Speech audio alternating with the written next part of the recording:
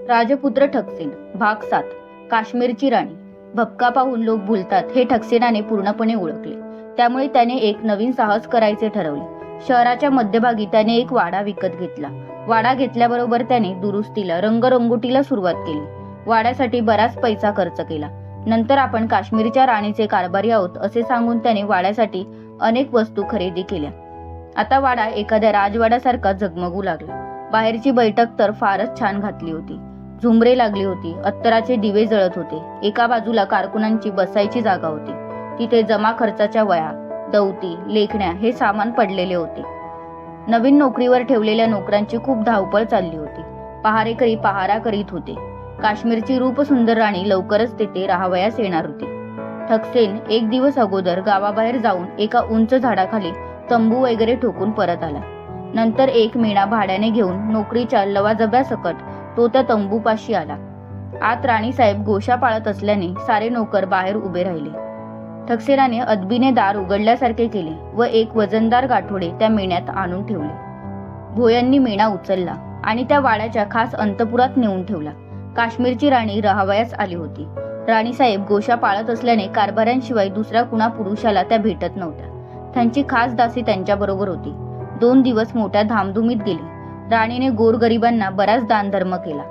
गावात धर्मशाळा बांधण्यासाठी देणगी दिली। गरिबांच्या मुलांना शिक्षण फुकट मिळावे अशी व्यवस्था करण्यासाठी गावातील 5 प्रतिष्ठित लोकांकडे एक मोठी रक्कम दिली। साऱ्या अवंती नगरीत राणीसाहेबांचे नाव गाजू लागले। तिसऱ्या दिवशी अतिशय उंची पोशाख घालून ठकसेन बाजारात गेला।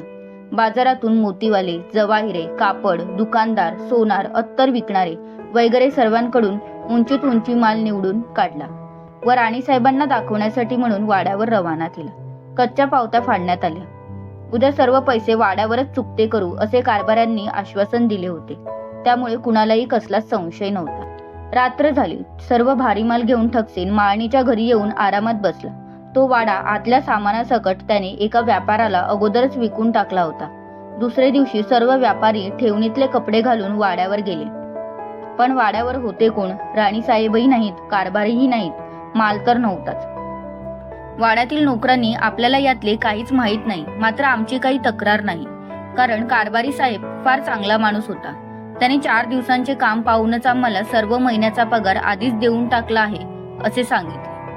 वाडा खरेदी केलेला व्यापारी ठरल्याप्रमाणे वाड्याचा ताबा घ्यावयाला आला।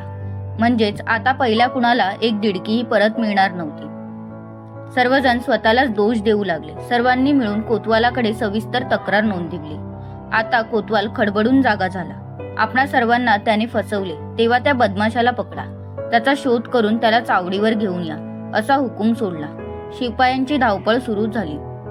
इकडे ठकसेन मनातल्या मनात हसत होता।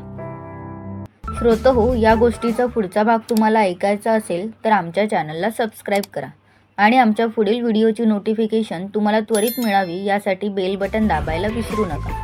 तसेच गोष्ट आवडली असेल तर लाईक, कमेंट, शेअर करा।